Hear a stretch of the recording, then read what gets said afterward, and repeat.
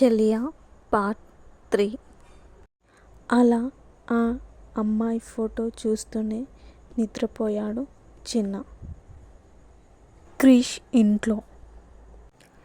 ఏంటి ఇప్పుడా వచ్చేది? ఎప్పుడు చూడు ఆ వర్క్ ఉంది, ఈ వర్క్ ఉంది అని అంటావు. కనీసం ఇంట్లో ఒక మనిషి ఉంది అని అయినా తెలుసా తమరికి? వాడు మార్నింగ్ నుంచి డాడా డాడా అని ఒకటే కలవరిస్తున్నాడు. సారీ నిత్య, ఏదో వర్క్ ఉంటూనే ఉంటుంది. Please try to understand. సరే కానీ చిన్నాని అడిగావా? ఏమన్నాడు? ఒప్పుకున్నాడా అని అడిగింది నిత్య. ఒక 50% వర్కౌట్ అయ్యేలా ఉంది. వాడు ఏదో దాస్తున్నాడు అని క్రిష్ అంటాడు. అంటే తన పాస్ట్ గురించి ఎక్కువగా ఆలోచిస్తున్నాడు ఏమో క్రిష్. పాపం ఎలాంటి అమ్మాయి వస్తుందో. వాడికి మహాలక్ష్మి లాంటి అమ్మాయి రావాలి నిత్య. వాడిని అర్థం చేసుకునే అమ్మాయి వస్తే చాలు అని క్రిష్ అంటాడు. మరి మీ చెల్లి ప్రియా ఎలా ఉంటుంది? వాళ్ళ ఇద్దరి జోడీ కూడా చాలా బాగుంటుంది క్రిష్. ఒకసారి ఆంటీని నువ్వు అడగరాదు? మన ప్రియ లైఫ్ కూడా సెట్ చేసిన వాళ్ళం అవుతాం కదా. నిత్య, గాల్లో మేడలు కట్టొద్దు. చిన్న బెస్ట్ ఫ్రెండ్ అండ్ నా లైఫ్ డౌన్లో ఉన్నప్పుడు తను నా పక్కన ఉండి నన్ను ఈ స్టేజ్కి తీసుకువచ్చాడు.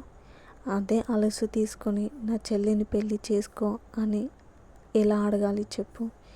అండ్ మనకి వాళ్ళకి ఫైనాన్షియల్గా సెట్ కామ్ నిత్య. ప్రియాకి కూడా ఎక్కడో ఒక అబ్బాయి తన కోసం ఉంటాడు. ఆ దేవుడు ఎవరికి రాసి పెట్టాడో అని క్రిష్ అంటాడు. సరే అండి, మరి ఇప్పుడు చిన్న ఏమన్నాడు?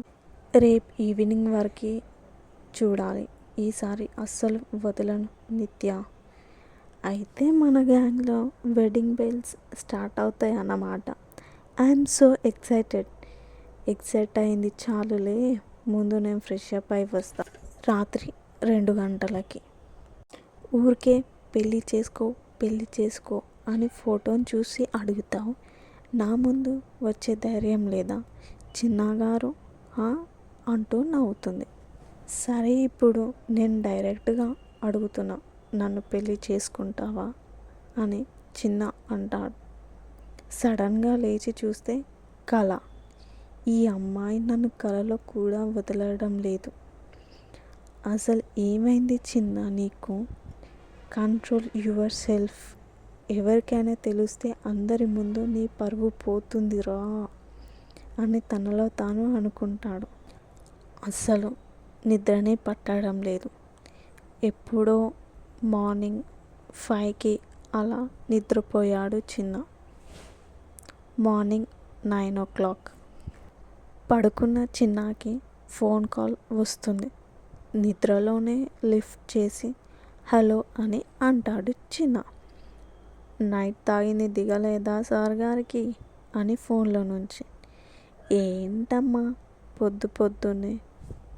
మార్నింగ్ 9 అవుతుందండి, ఇంకా సార్ గారు చూసుకోలేదనుకుంటా. ఫోన్లో అమ్మ లక్ష్మి గారు. చిన్న అంటే ప్రాణం. తన జీవితంలో అన్నీ చూసింది. కొడుకు కష్టంతో పైకి వచ్చారు. అమ్మకి ఒకే ఒక కోరిక, కొడుకు పెళ్ళి. చిన్నకి చెల్లి కూడా ఉంది, స్నేహ.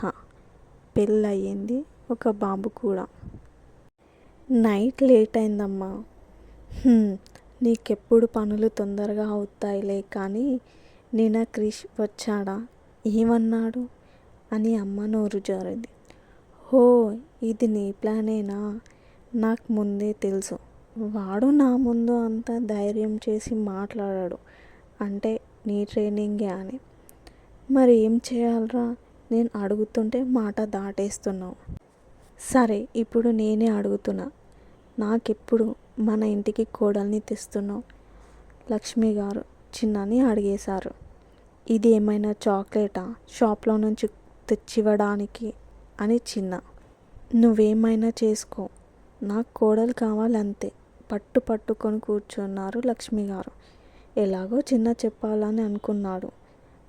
అమ్మా, నేనొకటి అడుగుతా, చెప్తావా అని చిన్న అంటాడు. చెప్పురా. నేను ఏ అమ్మాయిని పెళ్లి చేసుకున్నా నీకు ఓకే కదా, ఇష్టమేనా నీకు? అయితే అమ్మా, నేనొకటి చెప్తా విను అని ఫోన్లో ఏదో చెప్తాడు. చిన్న, నిజంగానే అంటున్నావా? నేను అస్సలు అనుకోలేదు నువ్వు ఆ అమ్మాయిని ఇష్టపడుతున్నావని. నాకు కూడా ఉండేది ఆ అమ్మాయి అయితే బాగుండేది అని, కానీ నువ్వు ఏమనుకుంటావో అని ఊరుకున్నా. లాస్ట్కి నువ్వే నాకు సర్ప్రైజ్ ఇచ్చావు. థ్యాంక్ యూ చిన్న, మంచి డిసిషన్ తీసుకున్నావు. పర్ఫెక్ట్ జోడి. సరే అమ్మా, ఫస్ట్ నీ ఓవర్ ఎక్సైట్మెంట్ ఆపు. అక్కడ సైడ్ కూడా మనం థింక్ చేయాలి కదా.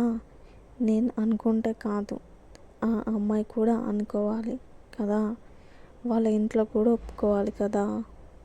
మరి నేను మాట్లాడాలా అని అంటుంది. వద్దు నేనే మాట్లాడతాను. సరే, ఏదైనా అంటే చెప్పు, ఓకేనా? మరి బాయ్. అమ్మకి అయితే చెప్పాను, ఇప్పుడు నెక్స్ట్ స్టెప్ తీసుకోవాలి. అసలు ఆ అమ్మాయి ఎవరు, ఎక్కడ ఉంటుంది, ఎందుకు చిన్న ఇంత సీక్రెట్గా మెయింటైన్ చేశాడు అని తెలుసుకోవాలి అంటే ఛానల్ని సబ్స్క్రైబ్ చేసుకోండి అండ్ హార్ట్ బెల్ని క్లిక్ చేయండి and wait for part 4. Bye.